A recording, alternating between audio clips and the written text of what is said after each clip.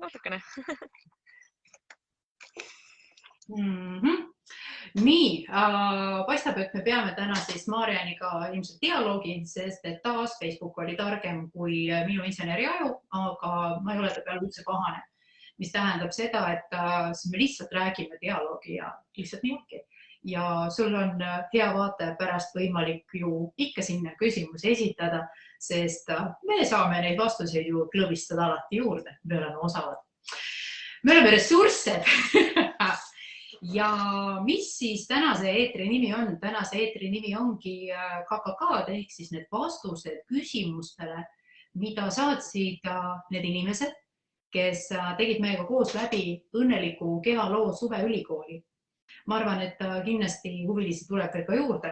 Ehk siis pärast vaatame, millisel viisil saab seda järelkuulamist vaadata. See selleks. Aga küsimusi oli... Ma ei saa nüüd öelda, et palju, aga küsimused olid üsnagi põhjalikud. Ja saigi välja noppida nagu sellised 3 küsimust Marianile, 3 küsimust mulle. Ma isegi nad natukene grupeerisin tibake kokku. Ja põhiteema oligi see, et ma ei tea, ma arvan, et ma juhatan selle asja kokku sisse niimoodi. Minu käest küsis üks mu tuttav, et kuule, mis asja te seal suveülikoolis loete, mis õnneliku kehalugu? No ma tean küll sinu tegemisi ja enam-vähem vaatasin, mis Marian teeb. Aga millest seal siis nagu lugu on? No teades küsijat, ma mõtlesin, et kui ma talle pikalt enda stiilis vastan, et tead, me võtsime läbi nood aspektid ja siis need aspektid, siis ma arvan, et ta ei viitsi mu kirja üldse lugeda. Ma vastasin talle väga lihtsalt. Ma ütlesin, tead, me rääkisime sellest, et vaata, kui sa oled ressurssne, siis ausalt öeldes sind ei koti, milline oli sinu lapsepõlv. Sa lihtsalt teed ja oled ja särad. Aga kui sul ressurssi pole, siis tulevad kõik lapsepõlve kollid ja ma ei tea, mis arhetüübid ja igasugused muud variloomad ka veel sinu sees ja lihtsalt sikutavad sind täiesti olematuks. Ja Reha plaksti jälle täpselt samma, kus ta juba mitmeid kordi on käinud. Wow, ütles inimene selle peale, päriselt ka või? Ma ütlesin, jah. Ja siis jäin mina mõtlema, aga millest me rääkisime siis 4 tervet pikka moodulit. Et kokkuvõtteks siis nii. Ja täna me siis vastame ära need sellised, ma ütleks, et natukene võib-olla tõesti avamist vajavad küsimused.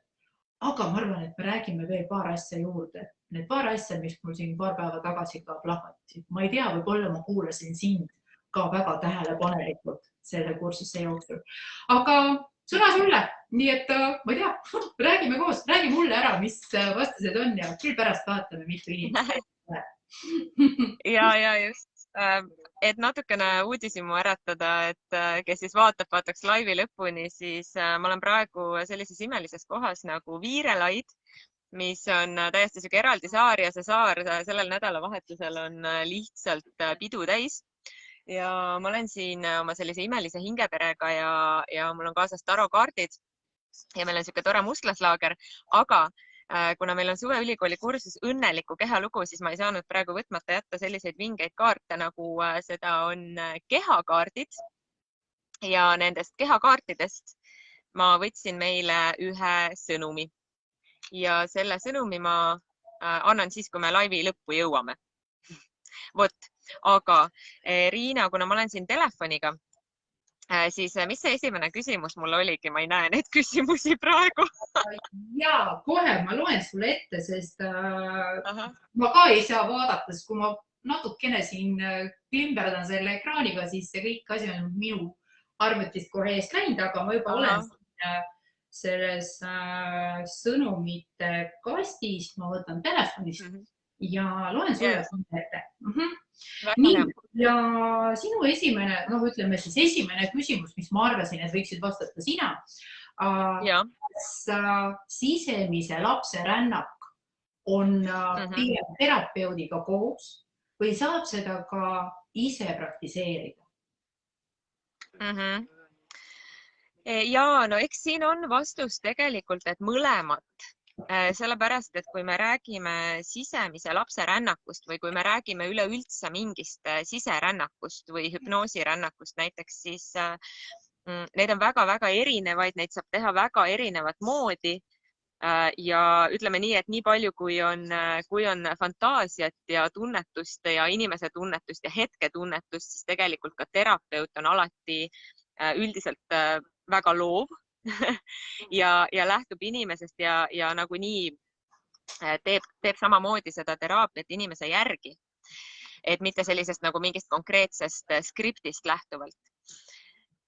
Kas seda teha, võib-olla see küsimus, et kas saab teha ise ja saab teha terapeudiga, siis jah, saab mõlemat, saab ise ka, aga küsimus on, et mida pigem oleks nagu hea teha, mida oleks otstarbekas teha ja see sõltub nüüd ikkagi sellest inimesest, sellest, mis on teema, sellest, kas see inimene on ise harjunud niimoodi siserändama, kas seal on olemas selline kujutlusvõime ja võime seda kujutlusvõimet ka selles mõttes niimoodi kriitilise meelega kasutada, et mõista, et mis mul nüüd siin praegu pinnale tuleb, kus ma lasen nagu autentselt tulla, kus ma nagu mõtlen välja midagi võib-olla, et kuidagi seda olukorda enda jaoks, ma ei tea, loogiliselt kontrollida.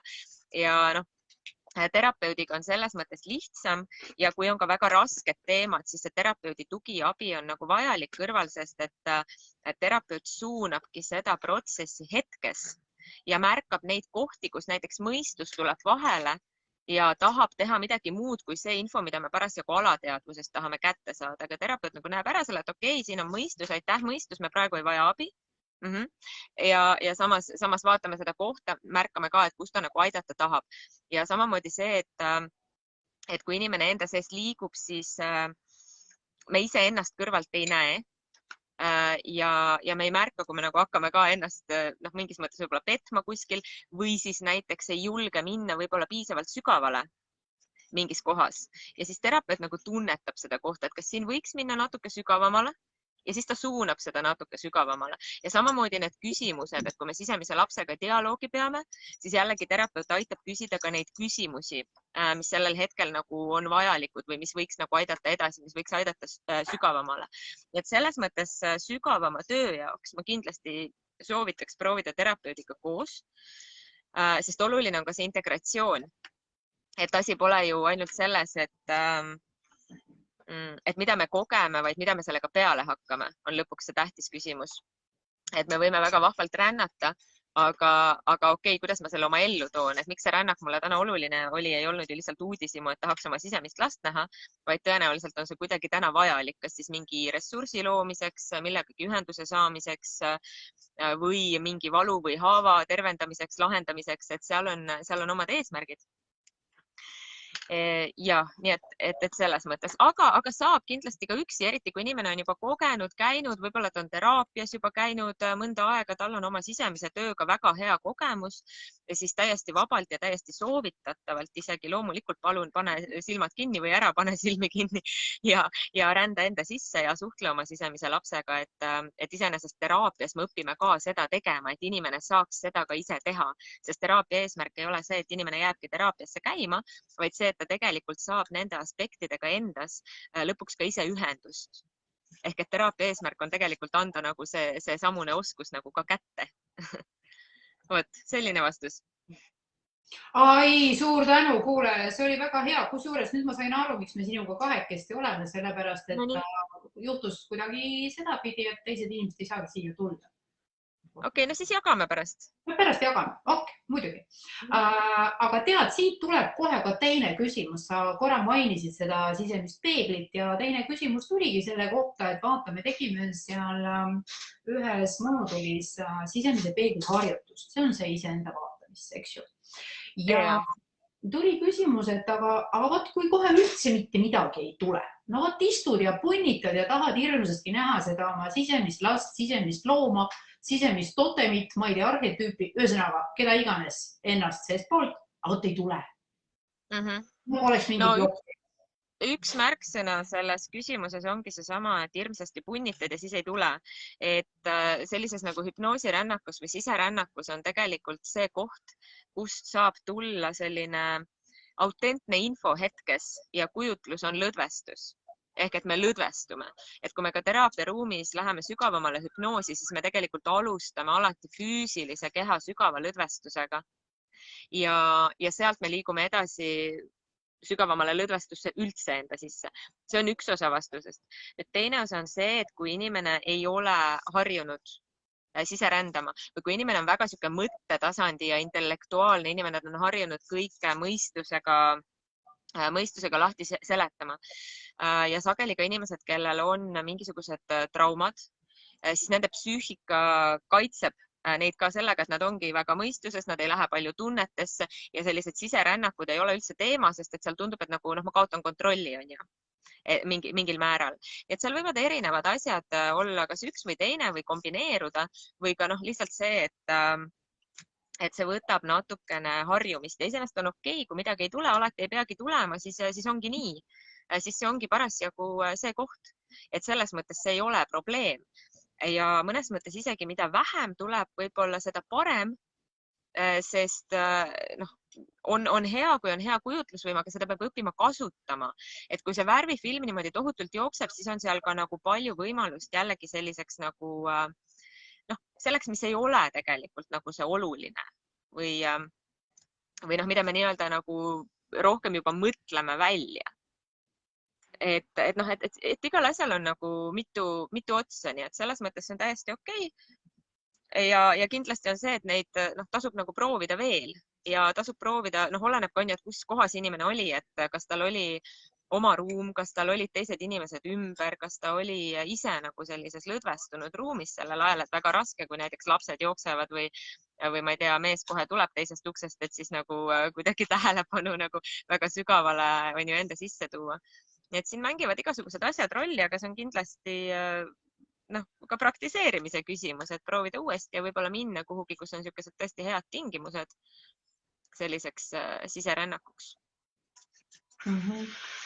Ja võib-olla üks asi tegelikult veel, et meil on erinevad sellised domineerivad maailma vastuvõtmise või tajumise vormid ja see ei pea olema visuaalne, et sellepärast ma alati ka rännaku ajal mainin ka teisi tajusid, ehk siis, et mida sa tunned võib-olla kehas, mida sa võib-olla kuuled, mida sa nagu tunnetad kuskil võib-olla hoopis nagu sellisel peenemal tasandil, et tasub nagu märgata kõike ja mitte ainult otsida, sest visuaalne on ainult üks võimalik viis, kuidas saada infot ja kuidas ennast kuulata seestpoolt. Kuule, aga ma hakin korra siia sisse sinu küsimuse juurde, vot see nüüd praegu jooksis minul kuulates sind, et võib-olla see on ka teistele oluline, kes meid pärast järgi kuulavad. Sa mainisid ära kaks asja, just täpselt see, et psüühika ei anna ressurssi ja teine asi, sa pead olema lõdvestunud. Vaat just see, et sa pead olema lõdvestunud, mitte et sa pead, aga sul tuleb välja see siis, kui sa oled lõdvestunud, et kui sa tunned, et sul on mingisugune kramp, kui sul on mingisugune, nagu siin küsimuses ka oli, plokk, just nimelt plokk, see tähendab seda, et täna siin ja praegu võib-olla loo lihtsalt mõnda teed ja loe mõnda head raamatut ja ära sellega pinguta, sest mida rohkem sa pingutad, seda kaugemale läheb see peegelpilt. Kas peab paika? Absoluutselt ja just hästi oluline, et see peab olema lõdvestunud, loob ka omakorda pinge, et kui sa parasjagu ongi see koht, et ma ei suuda lõdvestuda, siis see ei olegi võib-olla see koht, siis me ei lähe rännakusse sellel hetkel ja see on okei. Või siis me rändame hoopis teistmoodi niimoodi, et sa ei saa arugi, et sa oled rännakusse läinud, aga nii-öelda, et pingeliselt lõdvestuda punnimine ka ei toimi, et see igal asjal oma aeg ja koht, et selles mõttes väga õige ja just. Et ma ühes küsimuses, mis mulle, ütleme siis nii valdkond, mida mina katan, on esitatud, aga ikkagi tulebki meil on kõik asjad sinuga läbi põimitud, see kursus oligi meil koos, sellepärast, et neid asju ei saagi eraldi vaadata. Ma ei saa rääkida kortisolist ilma selleta, et ta vaataks, mille pärast ta tõusnud on. Ja ta on tihti tõusnud ka väga kolmandate põhjuste pärast ja selle jaoks ei pea naaber kindlasti puurima sul pea kohal auku oma remonti tehes. Aga ma siia tooks veel äkki ühe pisikese nagu mõttejupi sisse. Et me räägime sellisest kahest närvisüsteemi osast meie kehast nagu sümpaatika ja parasümpaatika, siis tegelikult kogu see rännakute värk ja kogu selline, kuidas ma nüüd ütlen, seespidine sobramine, see käibki ainult tegelikult siis, kui parasümpaatika on meil aktiivsem. Ehk siis, kui sul ongi need päevamõtted ja kogu see virvarr jäetud kuhugi riiulisse korraks mõneks ajaks ja on ju olemas ja mida teeb ka terapeut. Ehk ma jõuan sinna, et miks seda võiks koos terapeudiga teha. Ta valdab parasümpaatika aktiveerimise võtteid. Jube tark jutt oli praegu välja, täitsa lõpp ise ka imestasin. Ma täitsa sain aru sinust isegi. Ehk põhimõtteliselt see on see, mida me tahame teha ka selles õnneliku lapsepõlve laagris, mis siin ka nädalavahetusel tuleb Pärnus. Et täpselt samamoodi, et me mitte lihtsalt ei lähe huvi pärast kellegi sisse või kellegi selja taha miskit seal urgitsema labi taga, vaid tegelikult aktiveerime inimese enda sellist mõnusat olekut, kus polegi blokke, ongi lõdvestunud, on voolav, on hoopis mujal. Okei, oota, sul oli veel küsimusi, kohe saad Burning Islandit edasi vaadata. Selle bloki asja rääkisime ära. Nii, kas arhetüüp on midagi nagu kaasa sündinud iseloomujoon ja kas seda saab muuta? Või see ongi nagu ressurss, millest räägiti? Kuule, mul on ettepanek, lööme selle küsimuse kaheks. Ehk kas arhetüüp on kaasa sündinud iseloomujoon ja kas seda saab muuta? Arhetüüp on selles mõttes kaasa sündinud, jah, aga nagu ma selles loengus ka ütlesin, arhetüüp on tegelikult, ta ei ole isikuga seotud. Et kui me ütleme kaasa sündinud, ja arhetüüp ei ole iseloomujoon. Et selles mõttes on vastus ei. Aga et kas ta on kaasa sündinud, siis jah, aga mitte nagu selle inimesega konkreetselt. Et see on nüüd see transpersonaalne tasand, mis tuleb isiklikule tasandile. Transpersonaalne või siis nagu Carl Jung ütleb, kollektiivne alateadvus. Et arhetüüp on kujund, mis on meie kollektiivses alateadvuses ja neid arhetüüpe kohtab müütides, muinasjuttudes, muistendites, eks ju, et kõik need kuningannad, kuningad, triksterid, kõik need, eks mina rääkisin konkreetselt naise arhetüüpidest ja mehe arhetüüpidest, on ju, võtsin need kokku. Et need on iseenesest sellised nagu suured kujundid ja kui neid nagu millegagi võrrelda, et kui baasilised ja loomuomased nad meile on ikkagi meie inimolemuses, siis see võrdlussõna võiks olla instinkt, aga arhetüüp ei ole instinkt. Ta on lihtsalt sama baasiline või sama nagu loomuomane meile nagu instinkt. Et looduses ja selles inimkollektiivis, selles teadvusväljas me toimime nii. Ja nüüd, kui see küsimuse teine pool tuleb, et kas arhetüüpi on võimalik muuta, siis ei, sa ei muuda arhetüüpi, sa muudad iseennast, sest see, et arhetüüp on miski, mis tuleb kollektiivsest alateadvusest, et on meile loomuomane, see ei tähenda, et me elame teda elutervelt. Ma võin oma isiklikus elus olla mingite isiklike haavade, mis iganes kogemuste tõttu ma ei ole selles arhetüübis kasvanud tervelt. Mõnikord räägitakse psühhoanalüüsis näiteks ka variarhetüüpidest. Ja need variarhetüübid on head näited sellest, kuidas mingi arhetüüp on oma terviklikust olekust välja läinud ja siin me jõuame sellele isiklikule tasandile. Ja küsime, et okei, millega mina olen sündinud, milline mu kodu oli, kus ma kasvanud olen, kes on mu eeskujud olnud, mida ma elus kogenud olen ja kuidas see arhetüüp on välja kujunenud. Kas mul on eluterve kuninganna arhetüüp või mul on näiteks mingi selline müürilillekese arhetüüp, kes ei julge, kes on alla nagu selle arhetüübi energia, on ju, ja ma ei julge üldse rääkida või ma olen niisugune revolutsionäär täiesti juba nagu üle võlli selles arhetüübis. Paar variarhetüüpi üle võlli on tegelikult ägedad, kui neis olla piiratud aja teadlikult. Üks on revolutsionäär, mis on siis kuninganna variarhetüüp ja teine on Amazon, mis on tütarlapse variarhetüüp. Et kui nendes olla niimoodi mõnusalt mõõdukalt, siis need on üliägedad. Et sinna ei saa nagu kinni jääda, et sa põletad ennast läbi, on ju. Et siis tuleb nagu tagasi tulla sinna keskmesse, sellesse ilusasse voolavasse tütarlapsesse ja sellesse tuleenergiaga valitsevasse või õhuenergiaga valitsevasse kuningannasse, on ju.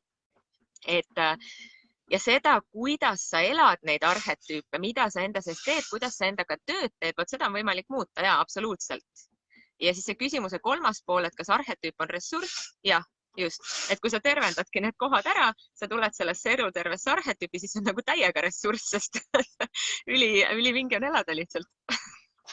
Kuule, Maarja, aga siit kuuletes jälle, vaata, mina olen nii paadunud insener, on ju, mul on vaja kohe mingisugune võrdlus elust enesest võtta, on ju. Aga võib-olla jälle see aitab mõned inimesed ka seda vastust paremini hoomata.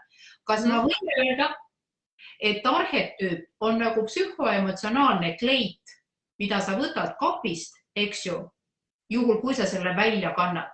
Et näiteks sul ripub kapis kuninganna kleit, ta sulle väga meeldib, aga no ei tule hästi välja, tuleb jälle see kodukittel ja sellega sa tunned ennast mugavalt.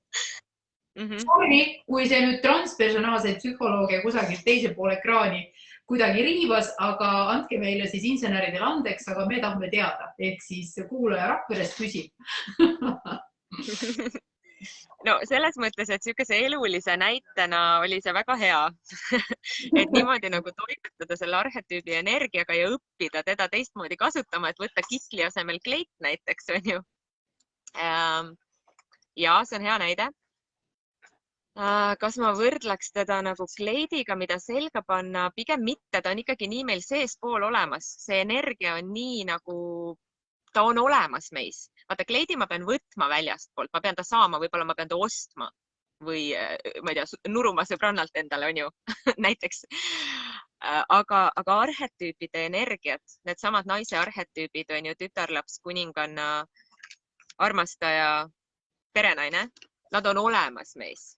Nad ongi meile loomuomased. Meil ei ole vaja neid kuskilt nagu väljastpoolt saada, aga me saame selle välisega toetada. Nende sellist elutervet nagu ilmnemist.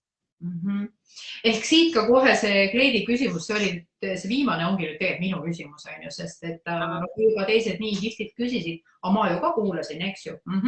Ma võin ka küsida. Aga kui see nüüd piltlikult öeldes, see üks roll või siis see üks kleit jäi sinna? Rollina võib küll seda võtta, et rolle me võime küll niimoodi võtta ja rollid on mõnikord... Rollikostüüm siis näiteks.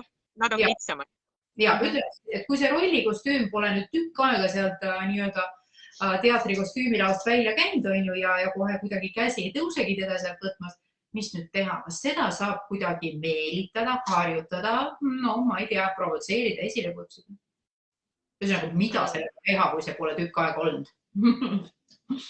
No ikka saab, muidugi saab, et see koht ongi seal, et kui sa näed ära, et see ei ole hea, et ta ei ole üldse välja saanud või et mingi roll on väga või mingi arhetüüp on väga nagu ülekaalus või domineeriv.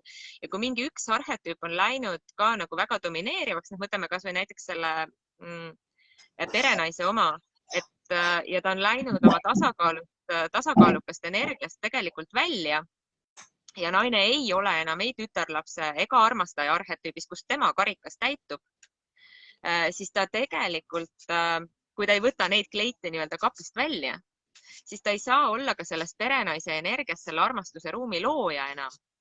Eks? Ja see arhetüüp lähebki tasakaalust välja ja võib-olla me märkamegi läbi selle perenaise arhetüüpi, et siin on nagu midagi valesti, see on tasakaalust väljas ja selle nii-öelda tervendamine tuleb läbi selle, et okei, et aga võta see armastaja riietus ka vahepeal välja. Ja pane vahepeal see tütarlapse kleit selga ja mine jookse kusagil aasa peal ja mängi, on ju. Et see kõik on omavahel seotud. Nii et jah, absoluutselt on võimalik välja meelitada ja asjadega tööd teha. Põhiküsimus on, et miks? Miks sa seda vajad? Miks sa seda tahad? Jah, et mis see sulle nagu praegu annab, et see on selline... Nad peaks olema kõik esindatud. Kõik arhetüübid naises. Ja mehes ka. Ehk siis, kui ma nüüd peegeldan sulle seda nii-öelda tagasi oma sõnadega, ma proovin. Ma räägin keeruliselt täna. Ma saan aru, muidugi. Seepärast ma tahangi ma nagu väga ei, no ma olen transpersonaalne terapeutika, eks ju, ma räägin siis keeruliselt. No davai, peegelda lihtsalt. ei, mitte, ma lihtsalt ei peegelda. Ühesõnaga, ma tahan nagu enda jaoks ka, sest kuna see viimane küsimus oli minu oma, on ju, ja mina täpselt samamoodi tulen sinna laagrisse ja mul on ka oma ülesanne, mille pärast ma tahan seda ühte konkreetset kleiti hakata välja sikutama, eks ju, sealt kapist, siis tegelikult me räägime sellest, et seesama roll võib sinu teatud ressurssi teatud eluaspektis võimendada või sa tunned ta ära ja sa tead, millised päitsed sellele üle võlli läinud rollile pähe panna. On nii? On nii? On nii, noh. Seda ma tahtsingi teada, et ühesõnaga lugeja või see kuulaja Rakveres sai nüüd vastuse oma küsimusele ka. Ma loodan, et need teised küsimused, mis ma sulle ette lugesin, et siis inimesed on ka oma vastuse kätte saanud, kes ei saanud kätte. 7.–8. august oleme Audrus, Valge rannas, fantastiline koht, nii et tulge ja küsige seal kasvõi koha peal. Et lõbus saab seal olema. Muide, üksiti, kui me juba praegu räägime sellest laagrist, tegelikult see on veel ühe küsimuse. Ma ei tea, see läheb vist meile mõlemile. Tuli selline kommentaar, no ei tea, see on vist rohkem noortele see õnneliku lapsepõlve laager ja mina siis kohe vastu, et nalja teed või? Et kui sina juba oled vaikselt sinna üle 50, no endast räägin näiteks, on ju. Et kui sa oled juba üle 50 veeretab, millal siis veel parandustöö oma lapsepõlves ära teha, mida sa veel ootad, kuhu veel? Et kuule, kell tiksub ikka konkreetselt ja kiiruga. Ehk võib-olla siis sina ka paned enda sõnakese siin juurde, et no on siis ikka ainult noortele või vastupidi või kuidas sellega meil on? Ei, vanusepiirangut meil selles mõttes ei ole, et mitte kunagi pole hilja omada õnnelikku lapsepõlve, eks ja kui sa oled 50 ja vahepeal võib-olla on tunne, et see sisemine laps ei tunne ennast nii hästi või võib-olla suisa ei näita ennast enam üldse, siis on loomulikult imeline aeg tulla ja ta lõpuks ometi välja tuua, sest ta ei vaja ju ka ainult tervendust, ta on ka meie ressurss, nagu me oleme mitmeid kordi öelnud, et teinekord see laps oma puhtas mõtlemises on palju targem kui see täiskasvanu, kellega me siin ringi toimetame, kellena me siin ringi toimetame. Ja selles mõttes tasub sisemise lapsega ühenduses olla. Nii et vanusepiirangut ei ole, sisemised lapsed ei vanane ja ei kao ära ka, mis siis, et sa oled vanaks saanud ja võib-olla või vanemaks saanud, et see, kui vanana sa ennast tunned, kui sa tunned ennast vanana, siis tule õnneliku lapsepõlvelaagrisse, tunned pärast palju nooremana et bioloogiline vanus ei ole seotud sellega, kuidas me ennast tunneme ja kui noorena me ennast tunneme ja see on ka see koht, kuhu see sisemise lapse ja õnneliku lapsepõlve laager panustab kindlasti. No nii, kuuled sa, aga ma arvan, et ma siis läheks nende teiste küsimuste juurde, mis natukene puudutasid valdkondi, mida ma avasin, et ma käin nad suhteliselt ruttu läbi, sest nad olid spetsiifilised ja nendega sai päris palju ka selle moodulite sees tegeletud. Aga ma noppisin välja ühe kihvti küsimuse, mis tegelikult kõnetas mind ennast ja kõnetas ka läbi minu selliste traumade, minu isiklike valude kunagi, et see on kortisol. Ja kortisoli teemast ma tahtsingi öelda seda, et kortisol on niivõrd sinu sisemise sisaliku ehk siis seesama reptiilne aju ehk see sinu aju kõige vanim osa. Tema on sinu sisemise sisaliku kõnekeel. Et kui miskit ohustab sinu elu, vahet ei ole, kas see oli mingi abstraktne asi, kas on mingi reaalne asi, siis kortisol on see, mis aitab sul kas pikalt joosta, kaua võidelda või tükk aega surnud mängida. Et ühesõnaga, teeselda siis seda opossumit. Et selles mõttes ta on niivõrd äge vend, et kunagi sai seal ühes teaser sellises videos öeldud ka, et toodud siis see näide, et inimene tuleb minu juurde, et kuule, davai, tõmbame mul nüüd selle kortisoli taseme maa, sest et mingi jama on, arst tegi analüüsid, ütles, et oi, jube kõrge. Ma ütlesin, et oota, ära kortisoliga mine nüüd kohe niimoodi kurjaks, seepärast, et ta on sinu kaitseingel. Ja võt seal jäigi mul kummitama see moment, et kortisol on tegelikult sinu kaitseingel sinu sees. Et hoia teda saada ka hästi läbi ja loengus ma tõin ka, seal moodulis ma tõin ka selle näite, et jätta lihtsalt üks reegel meelde, et kortisol aktiveerub hommikul ja tahab töölt ära minna ehk oma vahetuse ära lõpetada siis, kui päike enam-vähem hakkab loojuma minema. Ehk siis normaalne tööaeg 8–5 on see, kus kortisol on laes ja vot kui ta on nüüd laes muul ajal, vot siis on midagi pahasti. Ja nüüd ma jälle hüppan tagasi, aga jällegi, nagu ma ütlesin, et teda võivad mõjutada nii abstraktsed kui ka reaalsed asjad. Jätame praegu reaalsed kõrval. Ehk me teame kõik sellest stressist, me teame kõikidest nendest probleemidest, mis seal töö, laste, kodu, pere, ühesõnaga kogu selle meie eluga. Aga nüüd me võtame need abstraktsed ja täpselt samamoodi, võt see sisemine laps, kui ta lööb häirekella, et kuule, kuhu, vissu, ma tahtsin ebatsensuurse sõna praegu. Okay. Aga ma arvan, et see laps ütlebki täpselt nii, et kuhu kohta oled sa praegu minu elu, eks ju, viinud, et mina tahtsin saada näitlejaks, mina tahtsin saada kunstnikuks, mina tahtsin saada apteekriks, ma ei tea kellekski veel ja kes ma nüüd olen? Ma olen mingi müügijuht. Come on, me ei tahtnud seda. Ja tegelikult hakkab ta sulle seestpoolt vaatama niivõrd tugevaid abstraktseid signaale ja siis tullakse kas minu juurde, sinu juurde ja öeldakse, ma ei tea, mis minuga lahti on, et see kortisol on ka, arst tegi analüüs, et see on niivõrd laes, mida sa annab mulle, et see alla lüüa. Okei, võta näiteks see lahendus, okei, löö alla, aga küsimus on selles, kas see probleem on lahendatud.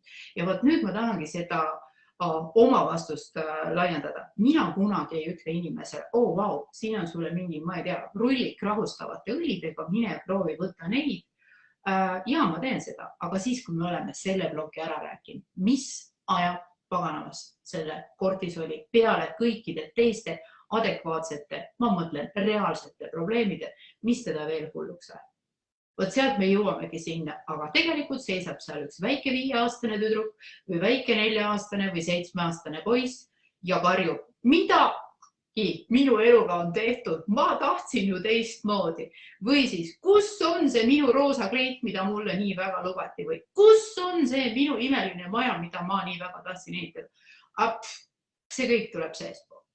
Vot seal ma tahangi nagu öelda, et ei saa vaadelda ei toda kortisoli taset, ei saa vaadata ühtegi teist probleemi niimoodi eraldi seisvat. Inimene on holistiline üksus. Vot see on see, kuhu ma tahtsin välja jõuda. Jumalast hea kortisoli kohta, mulle ka praegu meeldis tohutud.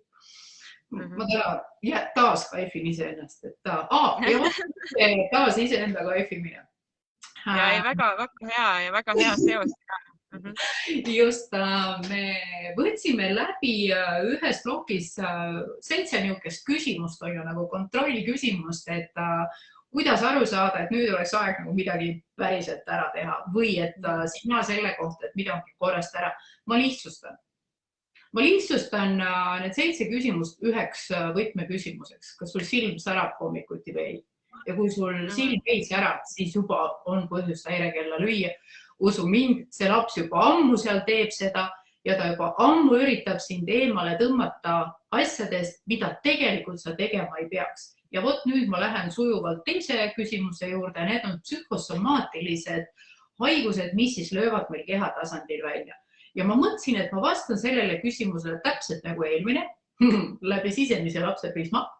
Ehk siis, mida teeb sinu sisemine laps? Ta ütleb, et nii, müügijuhiks mina tahta ei saanud. Sina tegid seda, kiuste mulle või ma ei tea, miks on ju. Järelikult teeme siis nüüd nii, et sul näiteks võivad tekkida kaelapalud, et sa ei saa oma pead pöörata. Et edasi-tagasi nii-öelda või telefoni hoida või mida iganes ühesõnaga. Su sisemine laps tegelikult natukene hakkab provotseerima neid vaegusid või neid piiranguid, et mitte lasta sul teha seda, mida sa ei taha. Teine asi, psühhosomaatiliste haiguste puhul mina vastaks veel lihtsamalt. Need ongi pisikese sisemise lapse hirmud ja valud. Ja loomulikult me võime rääkida pikalt ja laialt, et me võime seal emaga suhted korda teha ja naabriga suhted korda teha ja et vot see üks psühhosomaatiline haigus tüüpiline, nagu öeldakse, et oi, meil on see pereneedus, et oi, et meil on naistel kõigil need pereskonne laiendid. See on hirm. Tegelikult see on hirmu väljend, et veri tardub soontes, hirmust, eks ju, jälle lingvistiliselt natukene saab siin harjutusi teha. Aga summa summarum, et tegelikult kõigi psühhosomaatiliste haiguste kehaline väljendus tulebki selle pisikese sisemise mina hirmudest ja valudest, sest ainult läbi nende ta üritab sind nagu kas teil on purjekas seal selja taga või? Me oleme sellises tipitelgis ja see on unenägude ja koos igasuguste ehetega. Ma mõtlesin, et ma toongi just paralleeli, et see väike laps üritab sind nagu väike tüürimees selle paadi otsas, et oota, ei, võta nüüd vähe vasakule, ei, mitte sinna. Ja ta lihtsalt proovib sulle plokkide, valude, hirmude najal anda märku, mitte sinna, mitte sinna. Oot, nüüd on õige. Ja siis sa tunned seda sama ressurssi, et kui te olete selle oma tõelise kutsungi, oma tõelise selle missiooni, eks ju, üles leidnud või sa oled lõpuks kuulnud ära, mida see laps sulle öelda tahtis. Vot siis ongi nii, et nagu minu üks lähedane ütleb, et kuule, aga minul ei valuta nagu mitte midagi. Ma mõtlesin, et peagi valutama. Ei, no ja, et kõik mu sõbrad on aeg-ajalt mingisugused vaiged või miskit on neil häda. Aga mul on nagu kõik hästi. Küsin, kas sa teed seda asja, mida sa unistasid lapsepõlvest? Jaa, ma ütlesin, ja minuga on samamoodi. Ma teen ka seda, mida ma tahtsin lapsepõlvest teha. Ja sellepärast ei panegi tähele, mis on kell, mis toimub väljas, milline on riigikord, minukesed piirangud, minukesed takistused, sa lihtsalt sära silmi paned ja uhad ja teed. Ja kaifid ennast, nagu juba siin korduvalt ütlesin, et täna taas see päev, kus ma kaifin ennast lihtsalt täiega. Vot see on ressurss.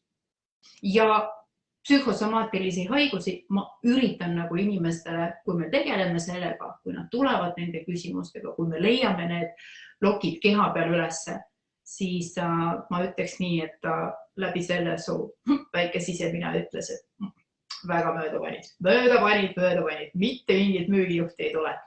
Laulma hakkame. Nii, ja siis viimane asi, mida veel tahtsin avada siin nagu lisa selles boonustunnis, nagu me lubasime, siis kohe üks hetk jooksis korraks ära. Vot see aroomidiagnostika, just, et kuidas see siis kogu selle kupatusega on seotud. Nii, skemaatiliselt taas nagu insenerile kohale. Kus elab väike sisemine laps? Sinu sees. Täpselt nii, täpselt koos kõikide arhetüüpide, rollide, kleitide ja muu kogu selle kupatusega. Nii, et tegelikult sul on sees väga kirju, ilus, sillerdav sisemine maailm. Kus see on? Alateadvuses on. Täpselt nii. Ja millega töötavad aroomid? Ainult alateadvusega. Sellepärast, et meil on olemas üks jube kihvt süsteem. Me rääkisime korra reptiilsest ajust, meil on veel ka limbika, see on ka aju vanim osa, nad kaks on ikka väga arhailised asjad. See neokorteks, see, nagu Marian ilusti nimetas, teda 40-bitine protsessor, operatiivse mälu jaoks ka, aga seal alateadvuses sobramiseks ta nüüd küll ei ole tegija. Et siis, ja jällegi loodus on vaadanud, et selle 40-bitisega võib tõesti müügijuhiks saada, aga mitte lauljaks, nii nagu see oli sulle missiooniks sündides antud. Ja nüüd ongi selline lugu, et loodus panigi nii, et see 40-bitine ei analüüsi seda, mis toimub limbikas. Ehk siis see on see teine ajuvanim osa. Ja see limbika, tema meil protsessib, ütleme siis nii, tema protsessib lõhnasid, sest meie haistmist meil on otse limbikaga seotud. Mis sellega kõigega seoses on? Ehk siis läbi lõhnade me saame otse teedpidi sinu sisemise lapsega rääkida. Vot, that's it. Vot seda ma tahtsingi nagu öelda, et lihtne ja ma arvan, et täiesti adekvaatne antud kontekstis selgitus ongi see aroomidiagnostika, just nimelt see haistmise teraapia või lõhnateraapia või kuidas me teda veel nimetame, annab meile võimaluse saada teada sinu tõelise ehk sinu aktuaalse probleemi, selle valupunkti. Et kui sina 40-bitisega ehitasid sinna täpselt sellise maja peale, et jumala pärast ärge nähke minu muret on ju, või mis laulja, müügijuht tuleb olla ja veel korralik ja veel selline, kes, ma ei tea, seal on parim puutöötaja ka seal iga tahvli peal. Just, jah. No võt. Aga läbi lõhnade me jõuamegi sinna, et nüüd see pisikene Riina või pisikene Marian saabki öelda, ei, me oleme ikka väga-väga katki. Ja me oleme nüüd nii katki, et me isegi katkestasime oma kehaga suhtlemise, oma füüsilise kehaga suhtlemise.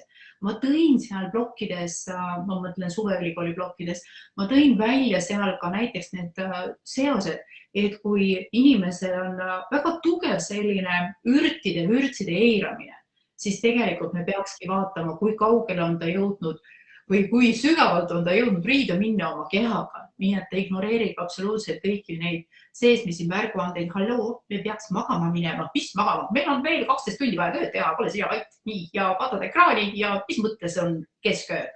Teeme tööd. Töö saab tehtud, siis lähme puhkama. Puhkama? Aga vaata, kui sa autoga sõidad, kui lähed kuhugi, siis sa ju enne lased autol puhata, tangid, on ju, ja siis lähed sõitma.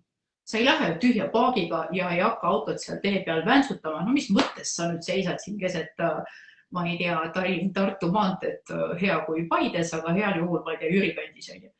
Et vastupidi, enne tuleb puhata ja siis sa lähed värskena ressurssena tööd teha.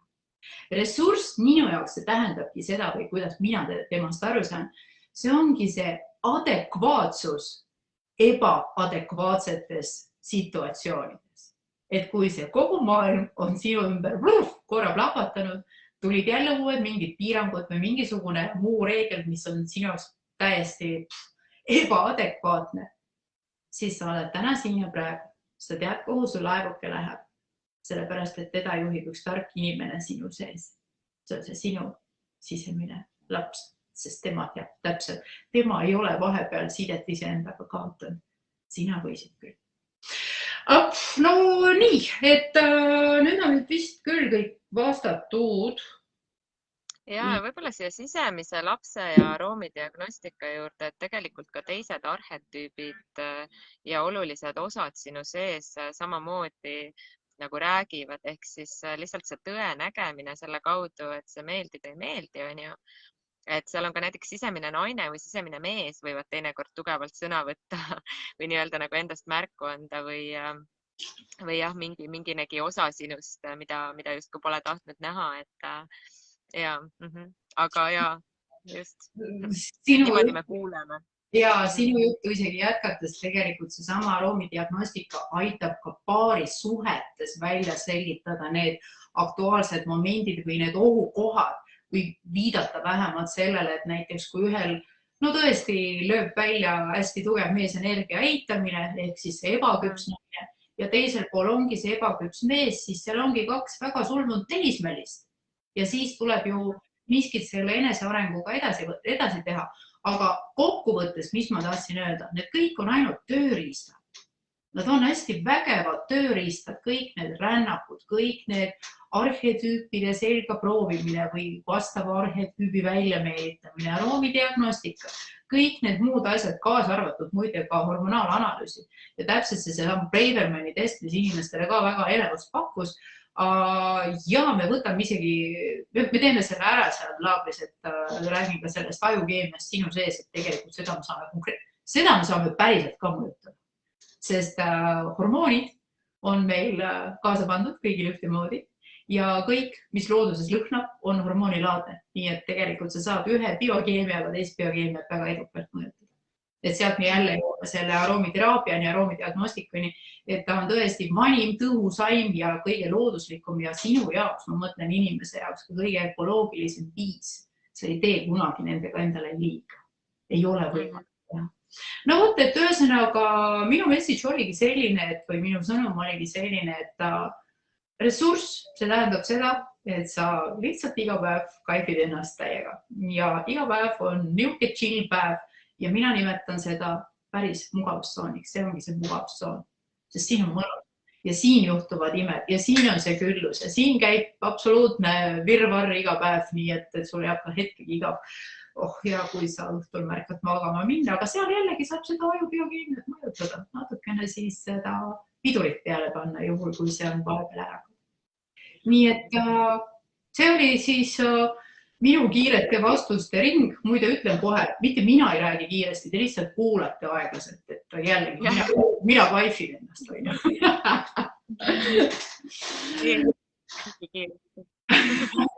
no nii, aga selline.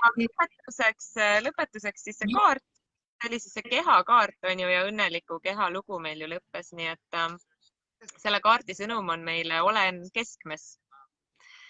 Ja sellised kontrollküsimused annab see kaart. Kas kaotad kergesti ühenduse oma keskme ning tahtejõuga? Oled kergesti mõjutatav või ei saa oma arvamusega ühendust? Seda juhtub aeg-ajalt kõigiga. Rohkem kogevad keskmetust väga paindliku selgrooga inimesed. Kui sa ei tunne hetkel head ühendust oma keskmega, siis vii fookus ja tunnetus enda lülisambale või pikendatult kogu keha keskteljele. Keha keskel on meie olemuse kese. Koonda tähelepanu enda keskteljele. Selgroo tugevus on tähtis, kuid samal ajal on oluline hoida teda ka liikuvana, et ei tekiks jäikust. Keskmes püsimisele aitavad kaasa selgroogu tugevdavad ja toetavad harjutused. Keha pöördeid omakorda aitavad hoida seda olemuse sammast liikuvana. Kui lähed keskmest välja, siis tule tunnetuse abil tagasi. Ehk siis tule meile õnneliku lapsepõlvelaagrisse, loome jälle tunnetuse ja tuleme tunnetust abil mõnusalt keskmesse tagasi, lõpetame selle mõistuses hekseldamise, sest et keha teatavasti tunneb ja aistib, mitte ei mõtle. Tunnete, seega tule ja õpi oma keha tundma sõna otseses mõttes. Meie oleme siin nii Maktala lehel, praktiline aromiteraapia leht, vaata meie sündmusi, ole meiega, ühesõnaga nagu panid tähele, meiega on lõbus, sest et meie vaikib iseennast. Meil on iseendaga väga lõbus, meil on mida jagada. No nii, umbes nii. Üleskutse sai vahva. Aga imelist augustikuu algust ja lähme siis ja chillime edasi. 7.–8. augustil Valgerannas juba siis esimese võimalusena. Teeme nii ja kõike head. Ma panen nüüd laivi lukku. Ja.